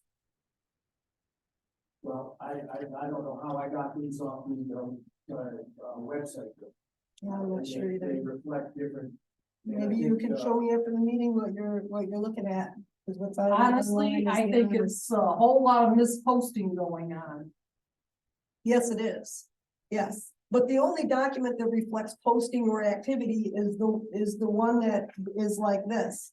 So the ones that we're bringing forward for the budget items are here, right? The That's, ones- so I'm not sure, again, I can't speak to that. We get to speak to where things were posted. I think that report has some errors, or not errors, I just think maybe there's, it just, it was over here. I understand. Yeah, so it's just the activity from 2021, 2022, full activity. Till the end of the year, and then this last year. Up until the end of this. which I Need that think spot. things must have just been allocated improperly, because it, yeah, I mean, yeah, So, because again, we underpaid people, and that's the case, but anyway. so based on this, this form that I picked up over there, Mhm. you got paid 31,050. But I didn't, there was a salary resolution passed last year that I got paid 32,100. So I don't know where these numbers are coming from, I don't know. Well, I understand, they're coming from, That's what I'm saying, we don't, Right. not. no, but we are clear, I'm telling you, the salary resolution we passed last year is online. That is what we were paid. Now, if activity doesn't reflect that, either people were underpaid or things weren't allocated properly. Well, okay, I Like, reckon, then I'll still hold, I still think you're using rubber numbers here, but I think, the reserve pay increase 3.7 is 8.7 is the and I think that, everything, more than 3.7, I think, you know, we've got, you know, the numbers I wrote up, and what our revenue is, 860 some odd thousand, 46% of that is lost salary. Almost 80% of that is salary plus the office numbers that include like CMs, the diems, and all this, you're almost at 80%. Which, so we increased 200,000 in the last 4 years, and nothing more has gone to roads. Roads are still 120. The senior center is still the same. Wave transportation is still the same. And what services other than roads and wave and senior center do we give our people? Nothing. Everything has gone into the building and salaries. And so I think it's shameful for you to, all of these come in for a grab at 8.7%. Shameful.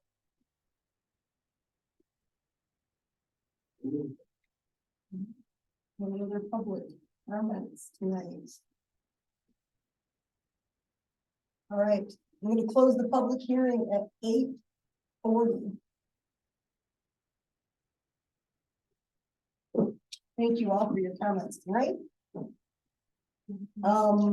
So the next item is, consideration of the proposed budget.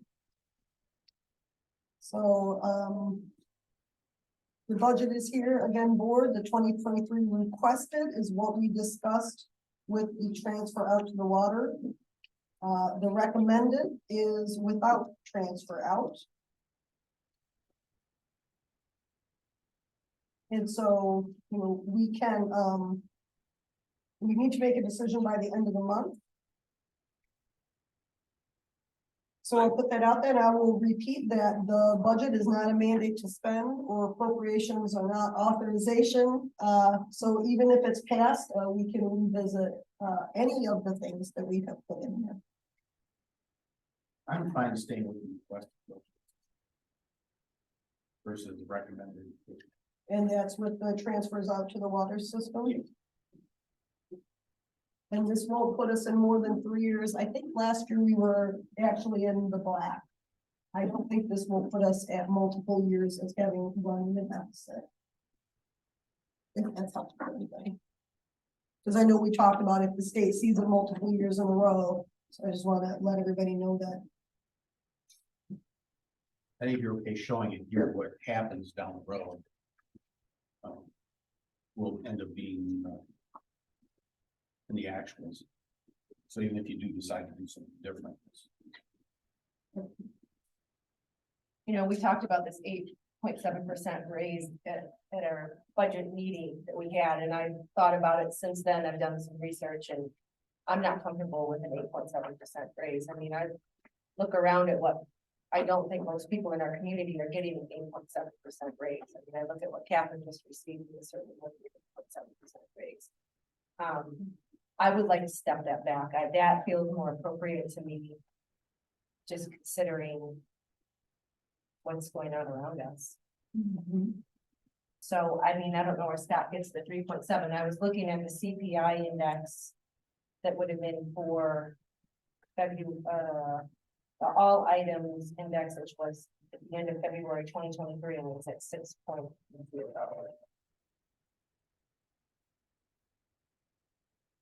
You're gonna take a truck and do it down.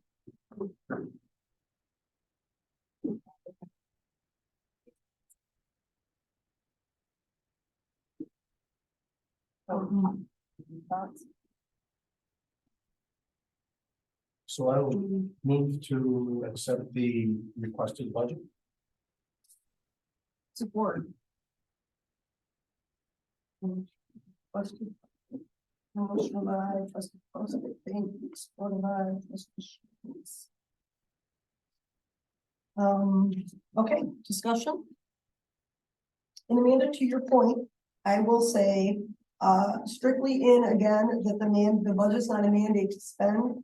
With the increase in there right now, we are, other than the water transfer, okay, but I think what we can do is. Resolutions tonight. Make those resolutions. Well, the motion is for the accepted Right, budget. right, yep, I just wanted to, revisit, Amanda's concern. Is there any, discussion? All right, we'll do a roll call vote, it's the General Appropriations Act, and I will ask Clerk Markey to do a roll call vote. I don't have my little things that Pat made me. Ah, do it. Let me go get 'em. You just- However you want, it is such, if you just wanna. Well, the point of doing it was that it was, yeah, but it shouldn't be up to me, it should be all. Let me go get, I'll be right back. Okay. Yeah, a little piece of the So paper. Amanda will be doing as they do in the city, like the clerk will do the roll call vote. Yeah. But rather than, usually we start down here and we go here, or we mix it up and we start down here and we go here. And so Amanda has some names in a little bowl, and then she'll draw them to do the roll call vote. This isn't particularly, I don't think, contentious, but there are votes where, the order of the vote could, you just want to make sure that you're not being predictive in which way you're going to go, if you're always going to go. So this will just kind of mix it up and keep it fun. We have to pay attention to. That's right. You never know when your name will be called. All right. So resolution around the member Coastal.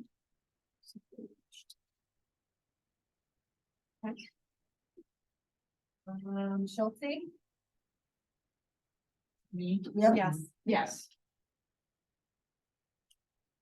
Posap, Yes.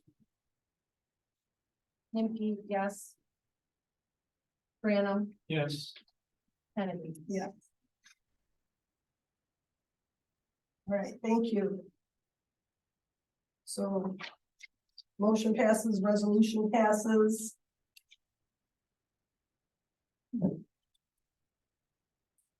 Then,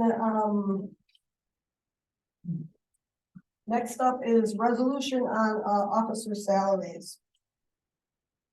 So these are, the resolution numbers are a little out of number, I put them maybe so that they, went sequentially, but that's how they ended up.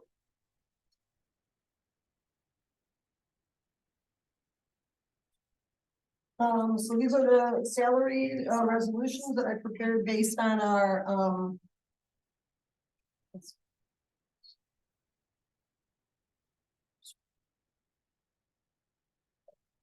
right, so the salary resolutions for, supervisor, clerk, treasurer, and trustees.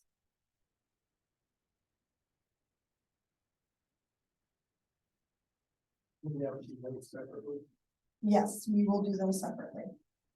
Just want to call attention that there were multiple of them here. Yeah, but we can start with O2, which is supervisor salary. Resolution 2302, supervisor salary. Okay.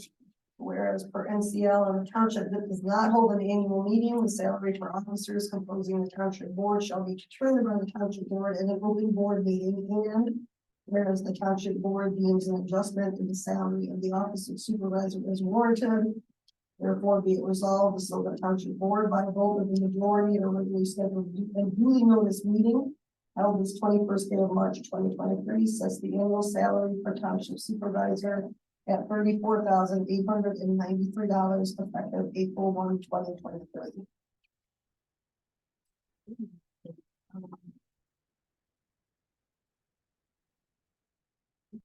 Um.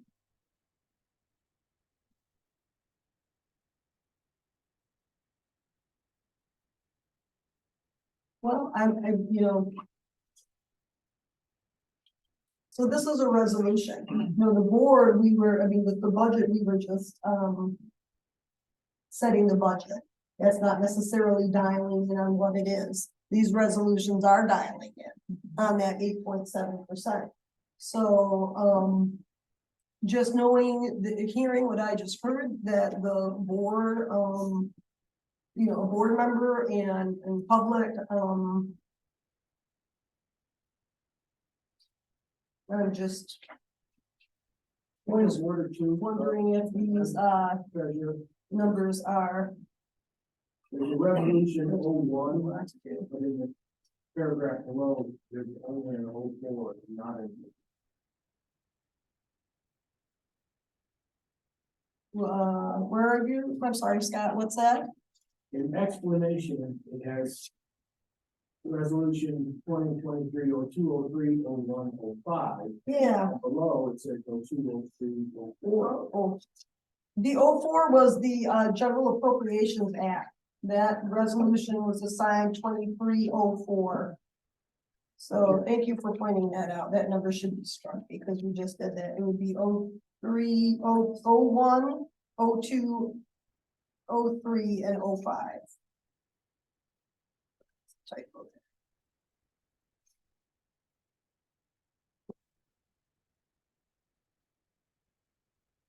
So is it open for discussion? Is that you want to do? Well, okay, I will offer the resolution 2302 as it was read.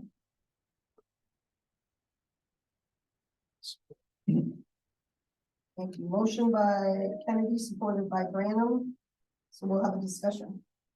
Okay, so, you know, I sort of agree with the mandate. We need to pick an index, and I believe in the past, that's always been CPI, the Consumer Price Index, because that rolls in everything. With the Social Security Administration, I'm not sure that's a good index to use because I've heard some people say, well, for 3 years, there were no increases. And, you know, now it looks like there's one big jump. People kind of caught up. So I'm not sure that's the right index to use. Kind of more with Amanda. I mean, we definitely don't want people working for less money, right? So that's why we created the CPI, because for many years, Yes, the salaries never changed. right, Year to year to year, it was always the same amount. right, And then we finally said, wait a second, every year you work for less. right. So I think the CPI is a better index to use. But then to Scott's point that if the CPI goes negative, then, you know, we should go negative too if we're following it. And which CPI are we gonna use? December of 2022 for the year, or are you gonna use? I think when I looked at it on the web, it shows previous 12 months.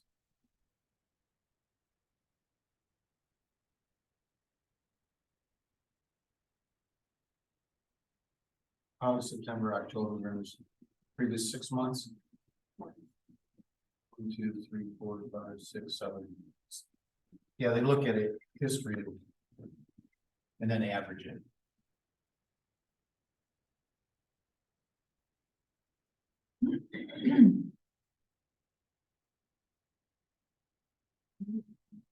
Well, no, if I'm reading this, all items left, food and energy, that's rose 5.5%. So it's the last 12 months when they run that report. And Amanda, where is that from? That you're Your looking current from? statistics. Okay. Okay. That's nice. No, and it's unfortunate that, we're having all these discussions now because the work session is really. It would have been good to work a lot of that out, so that when you get to this point, in the 11th hour. Right. We're not, not making all major changes, a lot of this was done a month ago. Right, absolutely. Well, you know what, I think it's appropriate for us to change our minds. It's okay for us to say, we came together a couple times and we agreed on this, but now we're having second thoughts and we hear the public and we're responding. There's nothing wrong with that. I think that's, honorable, rather than just, plowing through, this is what we're doing or whatever, so. You see 6.5 from December to December. And you said 5.5. This is Or This is from December 21 to December 22. with all items, so that's all items. Yeah, because that's food prices went up 10.4. Right, that, the energy and food bumps that up a little bit. Yeah, so I think he's looking at something different. Again, I was trying to figure out. Consumer person, I Yeah. put in, what is? No, I think it is. I just think what I printed, and again, I'm not understanding all of this. But I was trying to find, I just asked what it was for Yeah. 2022. There's two different ones, there's your core and then there's the total. 6.5. 6.5. do people, does the board feel like that would be more appropriate than 8.7? Yes. 6.5? Yeah. And that's across the board then, right? For everybody and the board and the staff and. Yes. We budgeted higher, but that's okay. We'll just have a little more in the, tank. Yeah, okay. So 6.5. All right, let me punch some numbers real quick, because we have these resolutions online from last year. So last year, the supervisor's salary was 32,100. Where's our accountants with their 6.5, is it what you said, 6.5%? Then that would be, thank you, oh, it's bedtime. 32, so that's gonna be 1, 6, 8. 32,100 plus 2,086.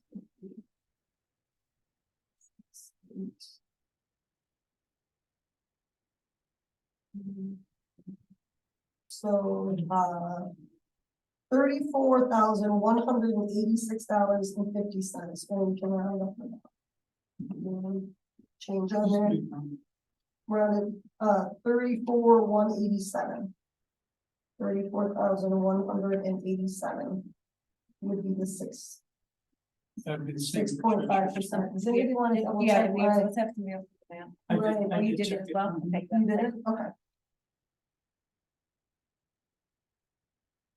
Okay, then I will, take back my previous motion. Let's do one on one. Well, but let's do, no, we gotta do individually. Oh, that's what, no, I meant that. I mean, Oh, let's figure yeah. out the amounts. And then, Oh, okay. Well, I got a motion open on this Okay, one. that's fine. I decided to close this one up. Alright. So let me go back and I'll change my motion, for the resolution to read the set the annual salary for township supervisor at $34,187. Effective April 1, 2023. I'll second. So you still support the revised, okay. Okay, roll call vote. Yes. Nimke, yes. Posek, Yes. Kennedy, Yes, Schulte, Yes. Brandon. Yes. thank you. The resolution is adopted. All right, and then clerk, So do we want to go through and calculate the amounts? we can, yeah, just before we do that. So clerk last year was 37,450.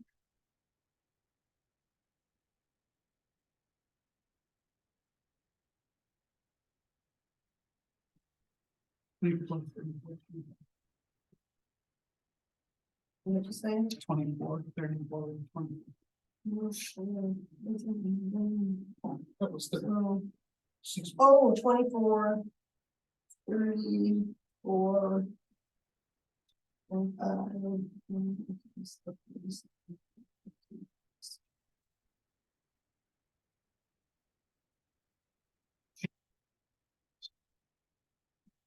Thank you. 39, what were it? 884. Treasurer was the same as yours. Treasurer will be the same as the supervisor.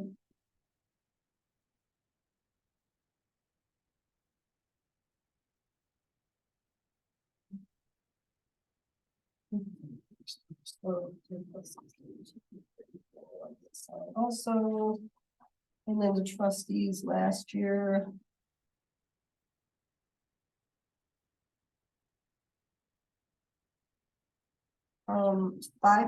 $5,350.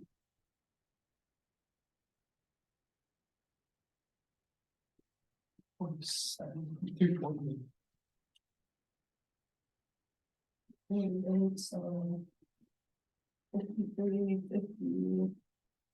Plus 348. 56.90. 5,698. For each trustee.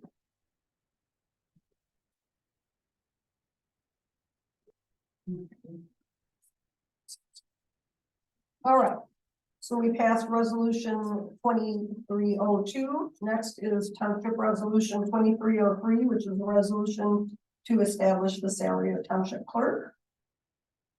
The same whereas, and the township does not hold a general annual meeting, the salary for officers composing township board shall be determined in a township board as an open board meeting.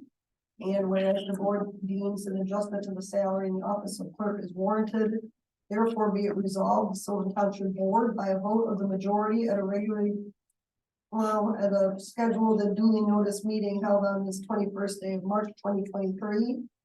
Sets the annual salary for township clerk at $39,884 effective April 1, 2023. Be it further resolved, the clerk shall receive additional compensation in the form of a stipend of $3,000 for the management of each election that occurs during the 2023-24 fiscal year. And I will offer that motion. I will support. Call vote, Branham, Yes.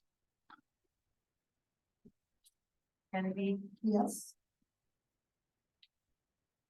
Winky, yes. Bozak. So, Yes. Thank you. The resolution is adopted. Next, we have Sylvan Township Resolution 2301, which is a resolution to establish the salary of township treasurer. Whereas, the township does not hold a general meeting to be heard this much times. Therefore, be it resolved, the Sylvan Township Board by vote of the majority at a scheduled and duly noticed meeting held this 21st day of March 2023 sets the annual salary for township treasurer at $34,187 effective April 1, 2023. I will offer that motion. for it, Thank you. okay. Kennedy, Yes. Branham, Yes. Winky, yes. Bozak, Yes. Schultz, Yes. All right, wonderful. The resolution is adopted. Finally, the Sylvan Township Resolution 2305, a resolution to establish the salary of township trustee. Whereas, therefore be it resolved that Sylvan Township Board by vote of the majority at a scheduled and duly noticed meeting held this 21st of March 2023 sets the annual salary for the township trustee at $5,698 effective April 1, 2023. I will offer the motion. Okay. Motion by Branham, supported. Thank you. Support by Clerk Winky. okay, Discussion. votes, Yep, yep. Schultz, Yes. Winky, yes. Hosta, Yes. Branham, Yes. Kennedy. Wonderful, the resolution is adopted.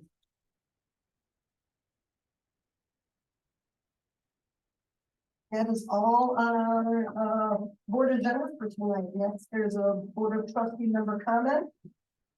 I have a question.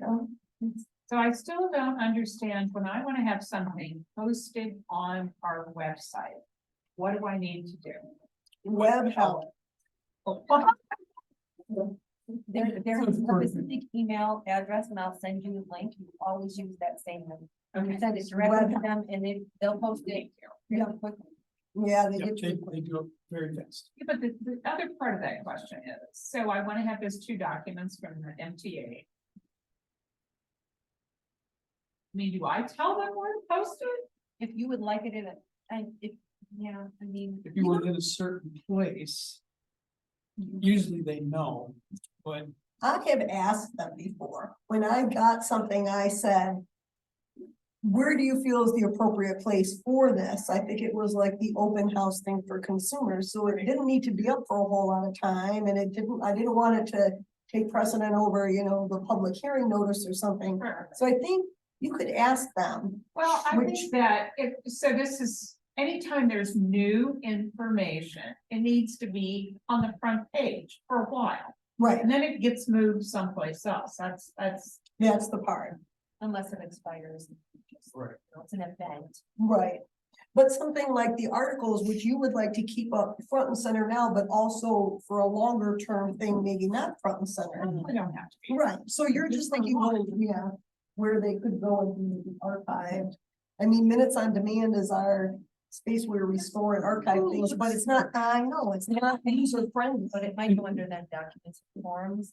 Maybe. Not quite, but That's the- I actually had them, if you look at it now, I had them reformat that entire page, because it was just going to documents on demand, which made no sense. But now when you click on it, there's some redundancy, but it lists all of the forms for each department, so we can add a subheading for those articles. And it Okay. would just. Yeah, we could add it in the folders, it's been even over on the side. Well, no, but even on the forms and documents page, not in documents on demand. Oh, and I you see. could- they could click on that and then it will be its own subheading. and the, On the website, not on documents. No, on the Right. website, under the documents form or tag. and the listings on the front page. I think, I don't know if they're doing it, but the object was to set it up with an expiration date, Yes. so it automatically falls off. Don't, Sure. that's happening. Well, my suggestion would be that, like something like Sandy's, is you put it on there, you put an expiration date, but you also put it where it belongs Right. Okay. in the end. Right. So that when it drops off, it's at where it's supposed to. Yes, Just my 2 cents. that makes perfect sense. All right, thanks board, thanks public for coming out tonight, it's a long meeting, and thanks for doing this hard work on the budget. It's All right. Motion to adjourn? Kennedy, motion. Kennedy, there you go, Random at what, 9:07? All in favor? Yes. Okay, thank you. Motion carried, I know.